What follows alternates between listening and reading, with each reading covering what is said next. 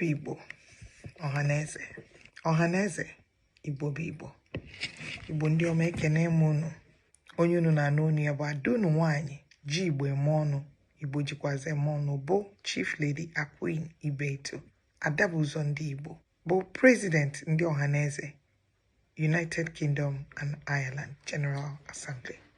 Ana m akpọku ndị Igbo niile dị iche iche, ndị nọ n'ụlọ na ndị bi n'ama. Ya bụ ndị nọ na be anyị bụ Nigeria, na anyị na onwe anyị bụ ndị nọ n'obodo oyibo nke a na-akpọ diaspora. Ana m asị ka afọ a bụ 2023 bụrụ afọ ga-ewetala anyị ihe ọma niile bụ ilulu ọma anyị bụ n'uche. Ọ ga-adịrị Igbo niile na mma. Afọ 2022 nke gara aga bụ nke anyị si na ya pụta bụrụ anyị afọ ọma ganye na oluo na njedebe, mgbe onye isi anyị bụ Ambassador Prof. Obiozo na osote ya bụ Deputy bụ Chief Joel Kaimo bụ ndị bịa jebe ije nọnyelụ papa anyị nke bi n'eluigwe ọnwụ welu ha n'afọ gara aga. Anyị wee were ohere na-asị ka mkpụrụ obi ha zuo ike na ndị ụkwa. Amen.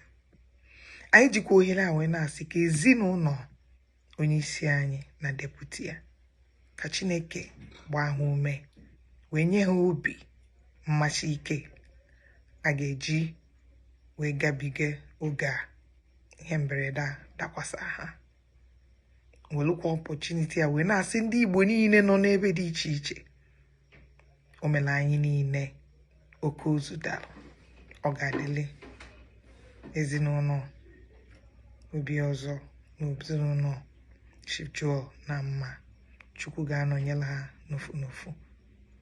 Anyị na-abe ebesalụ Gọvanọ Imo Steeti bụ His Excellency Chief Hope Uzodimma, na-ebesala ezinụlọ ha, na-ebesakwalụ Gọvanọ ndị Rivers His Excellency Chief Nwike.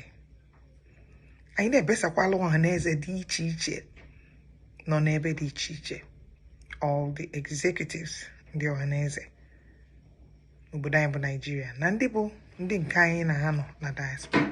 Anyị na-asị onye ọbụla kasie, biko nụ na-ayọ ka afọ a bụ 2023 bụla afọ ga-ewetala anyị ihe ọma, bụla afọ ga-agọzi ndị Igbo, bụla afọ anyị ga-ekpote ekpofuo mwụfu ọbala dị na be anyị, bụla afọ anyị ga-ewetala anyị ịfụnanya adịna mma nwanne na ibi ya, bụla afọ anyị ga-eji mara ihe karịa ka anyị mabụ.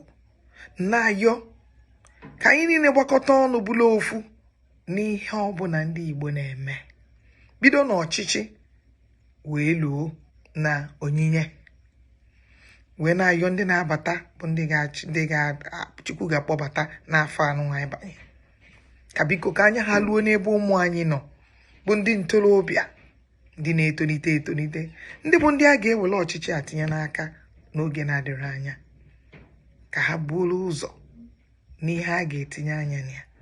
Nke kacha nke bụ akwụkwọ banyere ụmụ anyị na-aga akwụkwọ, nke a na-akpọ strike na-akpụchi akwụkwọ anyị azụ.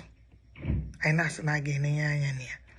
Ndị na-achị anyị achị, biko anyị na-ayọ ka unu tinye anya na ya, ka ụmụaka ya ghara ịbụ agụcha akwụkwọ ma ha abanye ama agụcha agụakwa na-agụ ka enwee ike ịgụcha. Ofu oge a ka m na-asịkwa ụmụ anyị biko nụ ka anyị ghara ịdị na-akwafusi ọbala. Biko nụ, ana Igbo bụ sọ ọbala.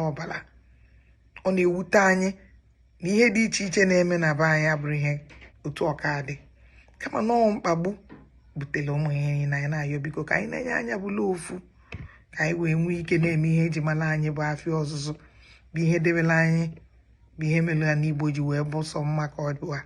Anyị na-asị onye ekwekwana ka ntị sabata dajụọ, obi onye ọbụla dajụọ.